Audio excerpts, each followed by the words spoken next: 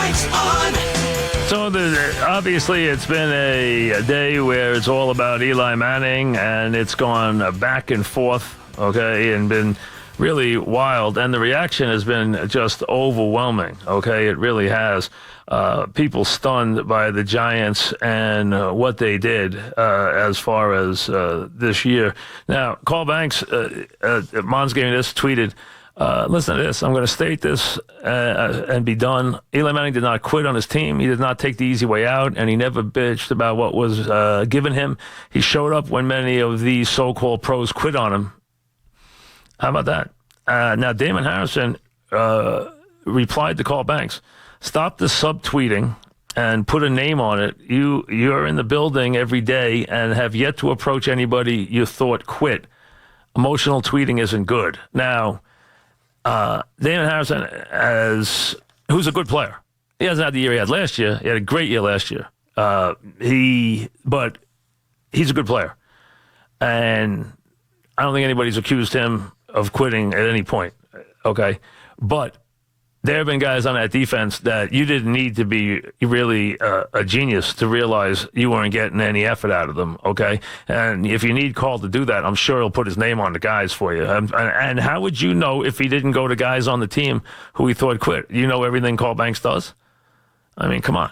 Carl Banks has carte blanche to walk around that building. He's a great Giant. He's a guy, and he's done some things that you would like to do, like go to Super Bowls and play well in them. I mean, stuff like that, okay? And be remembered as a guy who was a terrific player on terrific teams that won big games and played great defense, okay? So Carl Banks, is a Giant. He doesn't have to, he can do what he wants. He can say what he wants about the team. He is a Giant. He's got the resume and the legacy to prove it. Tom in Brick, New Jersey. What's up, Tom? Let me tell you something. This is a bad week for me. I'm a Girardi fan and an Eli fan, and I can't believe that two of the classiest sports franchises in America can act like this. That's not what they're about. They're about with a fan base that's with them through thick or thin. I don't think they're going to have that kind of a fan base anymore. Well, the Yankee thing is a little different. He was here 10 years. They decided to make a change. We'll see where that takes us. It is a bit of a puzzling change, but he was here 10 years as manager. That can happen. This is just a dismal year, going nowhere. And the Giants, through a player who does nothing but give them everything they could ever want, be humble, be a great teammate, never make it about himself, never whine about anybody else. We've watched through drop passes, through guys where he has gotten hit so many times. I've never heard him scream about his offensive line. I've never heard him, taking his offensive line apart on the sideline. I've seen many other quarterbacks taking their offensive line apart on the sideline. I've seen Tom Brady take his offensive line apart on the sideline. I've never seen Eli do that. I've never seen him point a finger. Maybe he should point a finger sometime.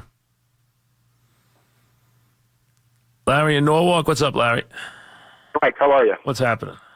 Crapshoot, because what happens Sunday if Geno turns the ball over a couple times, leads to points for the other team, the Boo Birds come out. They bring the young kid Well, remember, they're in Oakland, so all they get is more cheering out of that, Well, okay.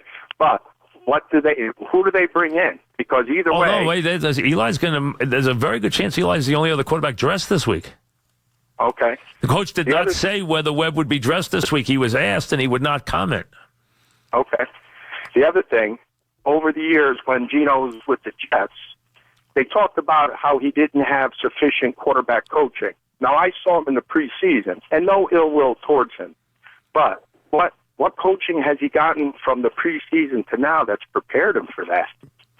And the last thing is, you've said it in the past, people calling up about Eli. You said you'll miss him when he's gone. Well, he's not gone from the team, but he is basically kind of gone. Hey, and you see all Hey, you see all the support today, right? Go. This is what you always knew. As soon as this is the way it works. First of all, there's a whole silent group that never commented on Eli who've always loved him, and they're coming out now. And secondly, a lot of the ones who have criticized him because they think they have a right to criticize him when they're losing are still guys who say, wait a second, I didn't want you to think I didn't like the guy, and they're there for him now too. This is a guy who has made the Giants proud. This is a guy who has, gone to Super Bowls and won for them, gone on the road and won for them, gone to Dallas and won, gone to San Francisco, took a beating and won, gone to Green Bay twice and won. This guy beat Brett Favre in Green Bay on the coldest day you ever saw in your life. This guy took a beating from the San Francisco 49ers that Eli's mom said at one point she just wanted the game to be over because he was taking such a beating. She said, I didn't care what happened as long as the game was over. That's how bad the beating was.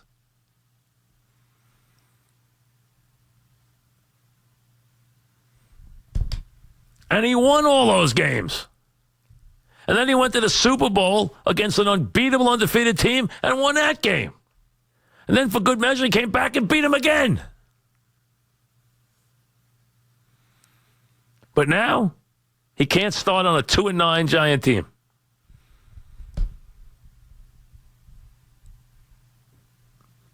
They looked at the film and they saw that they had to make a change to a 12-18 quarterback who hasn't started a game in, 4 years, 3 years, whatever it's been. I don't know how long it's been. And I'm not trying to pick on Geno here because Geno's just an innocent bystander here.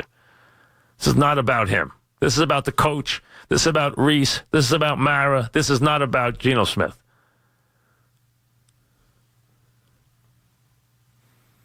Geno's just in the way. He's not the issue here. Tab in Newburgh, what's up, Tab? Hey, Mike. I'm a Chiefs fan. I just wanted to weigh in on Eli. I've lived here in New York for 30 years. I've seen it all go down with Kurt Warner.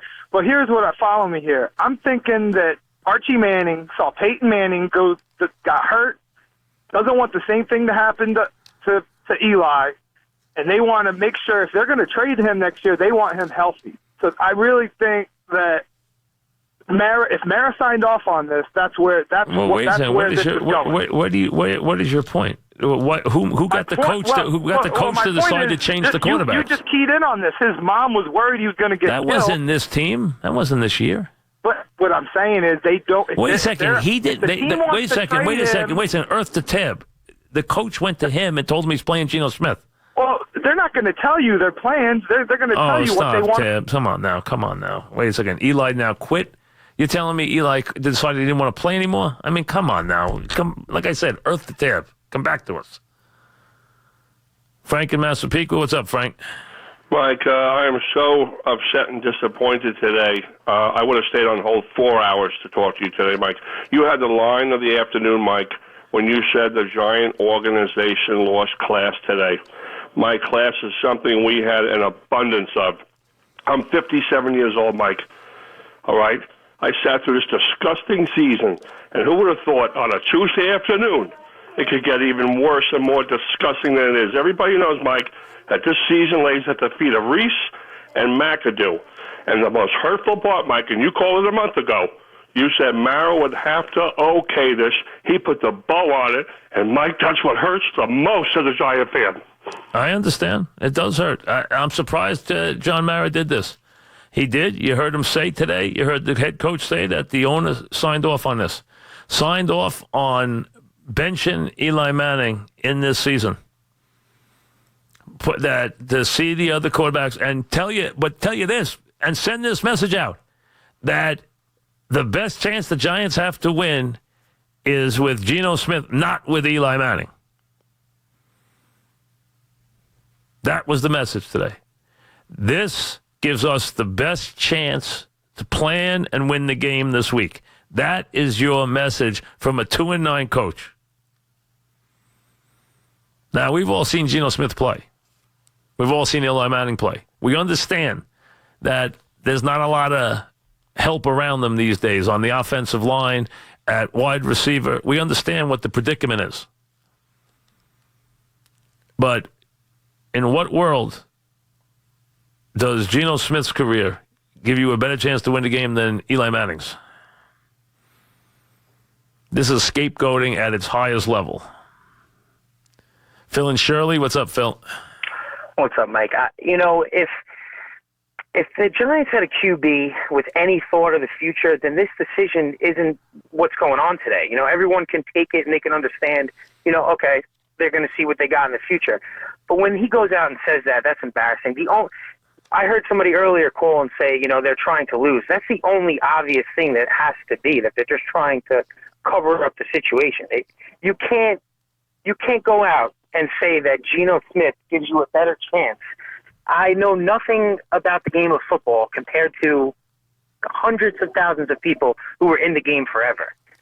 And this is an obvious thing.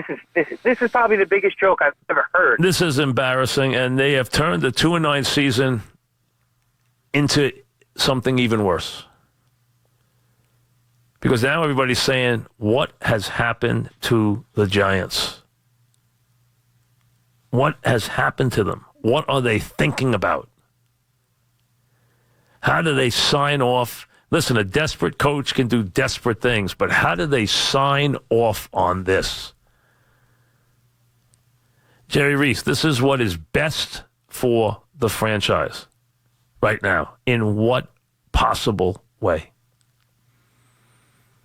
And if it's time for Eli to go, then let him go today. Release him. Have some guts and release him. Let's see how the rest of the league reacts to that.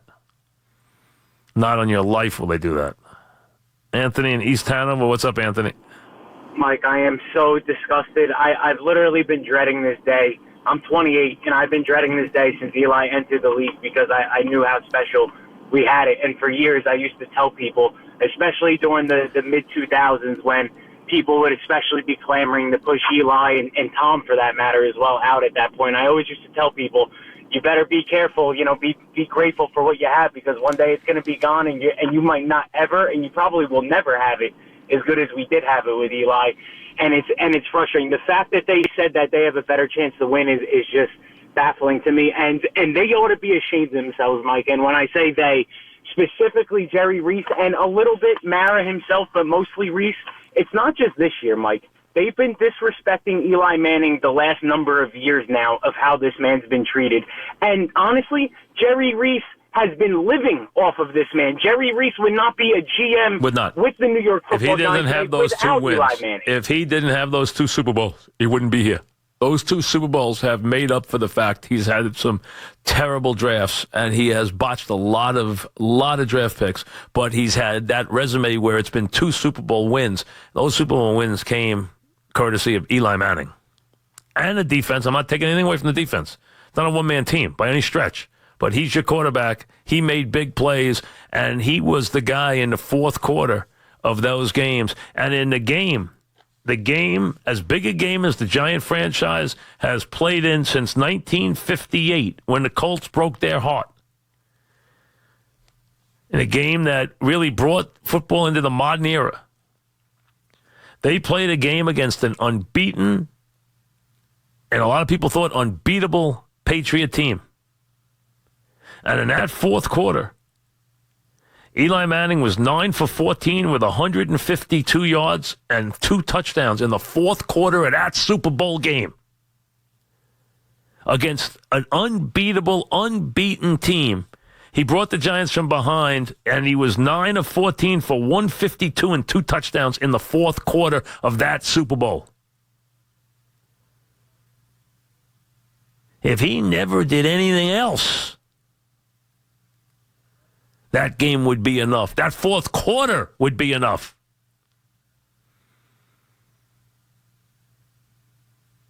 You had a guy you could count on, 210 starts. Did he make mistakes? Absolutely. Was he a perfect quarterback? No. He threw 334 touchdown passes in the regular season and 50,000 yards. And he won 8 out of 12 starts in the postseason, and 1 in Green Bay, and 1 in Dallas, and 1 in San Francisco. And went 2-0 in the Super Bowl against the New England Patriots. And has never, ever embarrassed this franchise like the other people in that building did today. Pete in Staten Island. What's up, Pete? Hey, Mike, how are you? Good. Aggravating day, obviously. I want you might have said this already, I don't know, but where do you think this started and where do you think it came from? Did it start from McAdoo and Jerry going to John? I think McAdoo started this. No, I think this started with McAdoo. I think McAdoo's been itching to do this for a while. I think he doesn't like that Eli lacks mobility behind an offensive line that's very, very hard to operate behind. I think they feel that Eli's gotten a little gun shy from the pass rush, which he clearly has. He has gotten too quick with the ball. He has gotten a little gun shy. Why? Because he's taken big hit after big hit, and he's trying not to get hurt back there. He's trying not to get killed back there. He has taken big hit after big hit. He is not very mobile.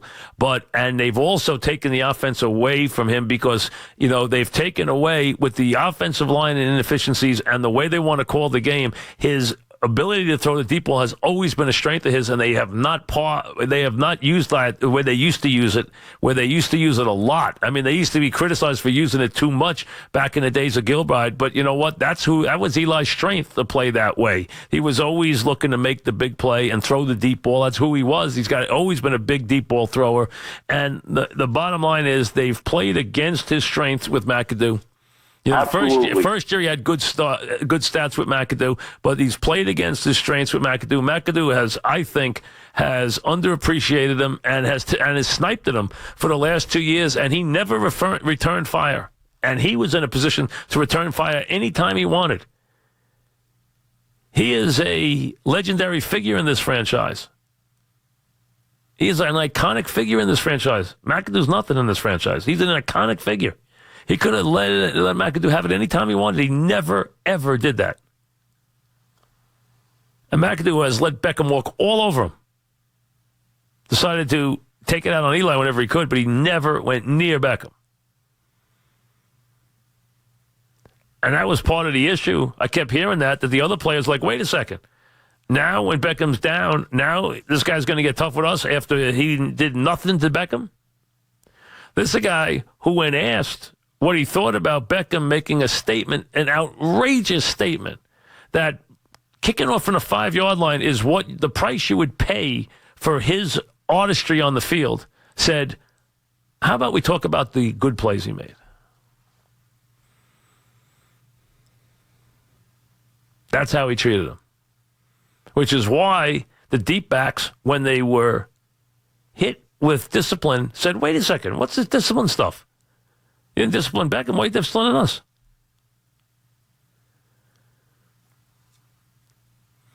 And if Snacks wants to see guys who didn't give big effort on the Giants, well, you know what? Take a look at your secondary.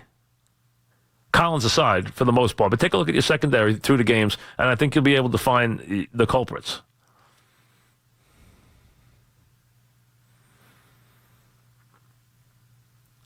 Rick in Connecticut. What's up, Rick? Hey, Mike, I look at it this way. Chances are pretty good they're going to take the quarterback of the future in the draft. So this audition is really, and you just embarrassed Eli Manning to pick your future backup. It's ridiculous. Well, Geno Smith's a free agent. He's not even going to be here probably after the season's over. And you just sat Eli Manning for Geno Smith because Webb isn't playing this week. So you didn't have to do this week at all. You did this to Eli Manning. You relegated Eli Manning to the bench and broke a streak of 210 games at a 2-9 season when he just told you he wanted to play every game the rest of the way. And you said, no, that doesn't give us the best chance to win. You can't get these guys out of here fast enough. But start with Eli. Release him tonight. Let's see how that plays out. Giants don't have the guts to do that. We'll see you tomorrow.